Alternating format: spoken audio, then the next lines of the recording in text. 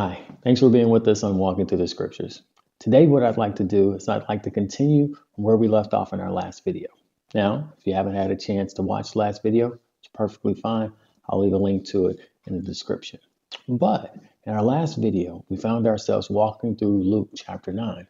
And there's several stories that we found there, and they were leading up to this one particular story where Jesus is asking his disciples, "Who do you think I am?" And of course, Peter steps forward. He says, "You're the Christ." And in response to that, Jesus confirms that, yes, I am the Christ. I am the Messiah or the anointed one, and that he is king, and he is the spiritual leader for all of us. He's our ruler.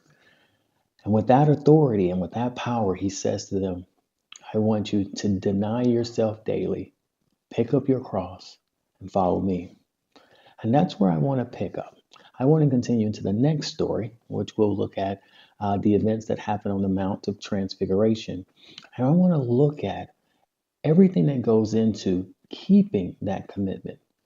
Or more specifically, I want to look at some of the things that might get in the way of us keeping that commitment to keep Jesus as King of our lives, and to do that every single day. So what I'd like to do is pick up in Luke chapter 9, and we'll start at verse number 28. Now, about 8 days after these sayings, he took with him Peter and John and James and went up on the mountain to pray. And as he was praying, the appearance of his face was altered, and his clothing became dazzling white. And behold, 2 men were walking with him, Moses and Elijah, who appeared in glory and spoke of his departure, which he was about to accomplish at Jerusalem. Now Peter and those who were with him were heavy with sleep, but when they became fully awake, they saw his glory and the 2 men who stood with him. And as the men were parting from him, Peter said to Jesus, "Master, it is good that we are here. Let us make 3 tents, one for you, and one for Moses, and one for Elijah," not knowing what he said. As he was saying these things, a cloud came and overshadowed them, and they were afraid as they entered the cloud. And a voice came out of the cloud saying, "This is my son, my chosen one. Listen to him." And when the voice had spoken, Jesus was found alone. And they kept silent and told no one in those days anything of what they had seen. This particular passage, the text tells us that it takes place 8 days after Peter made the great confession. 8 days from the time in which he said, "Yes, Jesus, you are king, you are ruler, you are the Christ." And 8 days after Jesus said, "Follow me." And apparently, Peter renewed his commitment to follow Jesus, and he's been following after him ever since. 8 days, he finds himself on top of the mountain on what would be a glorious occasion. He's seeing Jesus transfigured. He gets to see Moses and Elijah. And in that moment, he loses sight of the commitment that he made. And he makes a statement that says, "Why don't we build tents for everyone here?" This brings us to the first observation I wanted to point out, that it doesn't take long for us to lose sight of the commitment that we once made. Once you become a Christian, that initial moment of excitement that comes with your confession and your commitment to follow Jesus, doesn't take all that long for that shine and excitement to leave. Think about if you're out on vacation and you've had a pretty good time away and you come back to the office on Monday. How much time does it take for that vacation feel to wear off? How much longer does it take for you to need another vacation? Well, similarly, the way life works, it doesn't take a lot of time for that excitement from the moment in which you decided to follow Jesus, for it to fade away. And that's one of the things that we need to be on guard for, just simply being mindful that it can happen to us at almost any moment. The other thing that we notice in the text is Peter is not going through a lot of strain and a lot of stress. The second observation is it's not necessarily the big things that happen in life that can stress us and cause us to fall away in terms of our commitment to Jesus. It doesn't have to be sickness. It doesn't have to be the loss of a loved one. It doesn't have to be the loss of a job. It can simply be the things that give us pleasure, the things that entertain us, the things that simply we spend our day doing. You know, One of the things that can distract us is just everyday living. We need a job, and there's nothing wrong with having a job. As a matter of fact, God says that when we work, we should work as unto the Lord. And so work is good. However, we can't allow work to become a distraction to our spiritual walk. We can't have our need to work being placed at a level higher than our desire and commitment to walk with Jesus. We must keep the balance. Family is a good thing. There's nothing wrong with us being committed and loving towards our family. We have children and wanting them to excel in life, for them to be good, upstanding citizens, for them to thrive in their adulthood. There's nothing wrong with that. And working to lay a good foundation for them, it's an admirable thing. However, we can't allow our desire for them to excel academically to get in the way. Making sure that they're getting all of their AP English homework can't get in the way of their spiritual development. Them attending their extracurricular sports, that can't get in the way of their spiritual development. And so, yes, love your children and bless them with as many good items that you can, but don't allow the pursuit of their development to get in the way of their commitment or your commitment to Jesus. And then, of course, our spouses. You're supposed to, I am supposed to love my wife as I love myself. And I'm supposed to love her as Christ has loved the church. And yet, I still can't allow my commitment to her to come above my commitment to Christ. And so we must be on guard for those small things in life to somehow usurp our relationship with God, and we allow them to be prioritized above Him. The last thing that I'll point out in this particular passage, it's actually the fact that the events that happened to Peter, they can happen to us all. As a matter of fact, the events that happen here on the Mount of Transfiguration, they are pretty much identical to the events that happen in Exodus. The children of Israel pretty much experienced the exact same thing on Mount Sinai. We find that story in Exodus, the 19th chapter. And there's so many similarities there. And I want to spend just a few minutes taking a look at those similarities. Now, of course, in the book of Exodus, what we find is that the nation of Israel, well, it doesn't exist just yet. The Israelites are actually in captivity. They are down in Egypt, slaves to the Egyptians. And of course, God frees them. We first see the story of the 10 plagues. And then the Israelites, they wander through the desert. They make their way through the desert and they cross over the Red Sea on dry ground. Of course, that's the parting of the Red Sea. And they make their way to the base of the mountain. And that mountain is Sinai. And there, at the base of that mountain, the people are gathered together. And then they make a commitment to God. And in that commitment, they say, yes, we will follow you. Now, that commitment, that sounds very similar because Peter, of course, in Luke chapter 9, he identified Jesus as Christ. And Jesus says, follow me. And it seems very apparent that he committed to following to Jesus. The similarities continue in that both of the events, whether it's the events on Mount Sinai or the events here of Transfiguration, both of them take place on a mountaintop. And on that mountaintop, there is a transformation that takes place.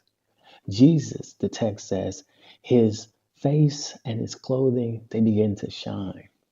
Well, similarly, Moses, when he was up on Mount Sinai, his clothing and his face, it also began to shine. The similarities continue in that God was present there. God was present on the mountain. And in both cases, he appears in the form of the cloud. And not only at his appearing, but also the response that the people have at his presence. The text says that at the appearance of the cloud, at his presence, everyone began to quake with fear. And not only that, there's so many other similarities, but I'll end with this last similarity, which is in chapter 32 of Exodus. The story is about the golden image, the golden calf, I should say. It's some 40 days after they've made their commitment that they've totally lost sight of the commitment that they've made to God, and they've dethroned him. They've completely put God aside and replaced him with a golden calf. They've now fallen into idolatry. Now, Peter didn't ask for a golden calf, but let's notice what he did ask for. Let's go back to the text. Let's go back to Luke chapter 9, and let's pick up at verse number 33. And as the men were parting from him, Peter said to Jesus, Master, it is good that we are here. Let us make 3 tents, one for you, one for Moses, one for Elijah, not knowing what he said. Peter said, let's make 3 tents. Now, what exactly does he mean by a tent? Well, some of your translations would say tabernacle. And that sounds familiar. That's because in the Old Testament, upon Mount Sinai, God gives Moses the instructions for the tent or the tabernacle. You see, the tent or the tabernacle, it was the place that was going to be the place of worship. This is where God's Spirit actually resided. This is where the Ark of the Covenant resided, the table for the showbread, all of the furniture and article for worship resided in the tent. And this is where God's presence resided when he was here on earth. And of course, the tent would later be replaced by the temple. And so what we see here is this is the actual place of worship for God. And so what Peter essentially is asking for is, let's create a tent or a temple, one for Moses, another tent or a temple for Elijah, another temple or tent for Jesus. And of course, we already have the temple that's for God. What he's actually asking for is to introduce, yet again, idolatry, wherein there are now 4 places to worship. And what that would do is it would take his commitment to make Jesus the king of his life. And that would either put Jesus on par with Moses and Elijah, or even put him below that. And effectively what he's done is he's totally neglected his commitment. And so you can see this can happen to each and every one of us. And as a matter of fact, it happens continually to God's people throughout the story of the Bible. And I think that's why this story is left for us. We have it as a direct reminder of what happened to the children of Israel when they first made their commitment to God. And we can see time and time again throughout the scripture where someone just simply forgets their commitment. And so, yes, choosing Jesus and choosing him every single day, it can be done. It most certainly can be done. But we have to be careful that we don't lose sight of it. And how easy is it to lose sight of it? So then, how can we do this? How can we be successful in daily choosing Jesus? Well, I think the text actually leaves a couple of hints for us, a couple of tips that will help us choose him every single day. Let's go back to the text. Let's pick up in verse number 34. And as he was saying these things, a cloud came and overshadowed them, and they were afraid as they entered the cloud. And a voice came out of the cloud saying, This is my son, my chosen one. Listen to him. I think the very first tip that helps us choose Jesus every single day is we need to daily remind ourselves of who Jesus is. Now, in chapter 9, Jesus has already told the disciples who he is. And now God is telling Peter yet again. God is reminding him, this is Jesus. This is the Christ. And this reminder it will help renew his commitment. This is something that Peter already knew. You know, Peter had spent 2 years with Jesus up until this point. And in those 2 years, he had continually and constantly heard Jesus teach and constantly saw him perform miracles. And then later, Peter himself, as we read in chapter 9, he himself was also teaching those same teachings that Jesus had done. He was teaching others, and he himself was performing those miracles. And I think that's why Peter was able to truthfully and accurately answer the question when Jesus asked him, who am I? I think he knew who Jesus was because he had spent so much time with him. He had been bathed in his teaching. He had been witness to all of his wondrous deeds and his miracles and his wonders, and it had convicted him and convinced him of who Jesus was. You know, the other people that we read about in chapter 9, they were confused about who Jesus was. And I think the reason they were confused is because they had so little exposure to him. There would have been some people that it would have been their first time seeing him, seeing the miracles, first time hearing his teachings. And then if you look at King Herod in the text, well, he hadn't even seen Jesus before. He had only heard of him. And so because they were so unfamiliar with Jesus and didn't have much experience with him, they just didn't know him. And I think that's a point for you and I, that as we spend time in the Word and time with his teachings, we will get to know Jesus better and better, and we will be convinced of who he is. As we allow ourselves to see the wonders and the miracles that he's working all around us and in our lives, I think that will also help convict us and convince us of who he is. And day by day, as we spend time in his word, and also as we take in all of his wondrous deeds that are happening in our lives, I think that helps us see him a little bit clearer and reminds us of who our true king is. Now, even with all that being said, as we spend time in the word and as we take in all the wondrous things that he does in our lives, it's still possible that we still fall short. And that very well can happen. It most certainly will happen to each and every one of us from time to time. And so for that, I think the text also gives us some encouragement as well. Let's finish up by looking at verse number 36. And when the voice had spoken, Jesus was found alone, and they kept silent and told no one in those days anything of what they had seen.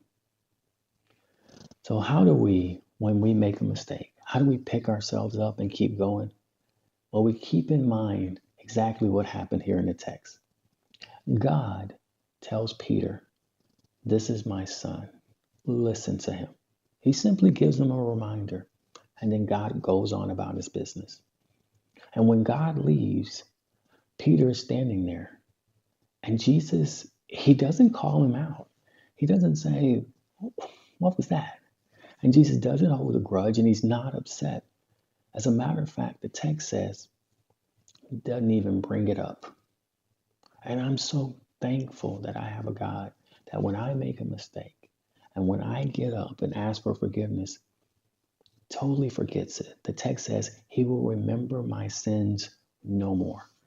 And that is a glorious thing to know, that even though I'm as fallible as I am, and that some days I choose me over choosing Jesus, as long as I come back and I say, I'm sorry about that, and I sincerely mean it, he totally forgets it, and we can continue down our path of walking with Jesus. That is wonderful news for such a difficult challenge, a challenge of denying ourselves every single day, living a selfless life. and walking in the footsteps of Jesus. Not every day will be a mountain high where we get to see Jesus transfigured. There are going to be some days wherein we are struggling, where we are challenged with all that life has to hold, whether it be good or whether it be bad, and we can get distracted. But even then, we know that we have a Savior that forgives us. So, how do we navigate this? How do we try to make sure that every single day we choose Jesus? Number one, we need to know Him. How do we know Him? We spend time in the Word and we take in all the wondrous things that He does for us. And if we do that day by day, it helps us make that decision a little bit easier because He stays at the forefront of our mind. But if we do make a mistake, we get up, we dust ourselves off, we ask for forgiveness, and we move forward knowing that He will totally forgive us and He'll never bring it up again. What a good God. Thanks for being with us. I hope this was helpful to you. I just loved walking through this particular text. It's very encouraging for me. Thank you. God bless.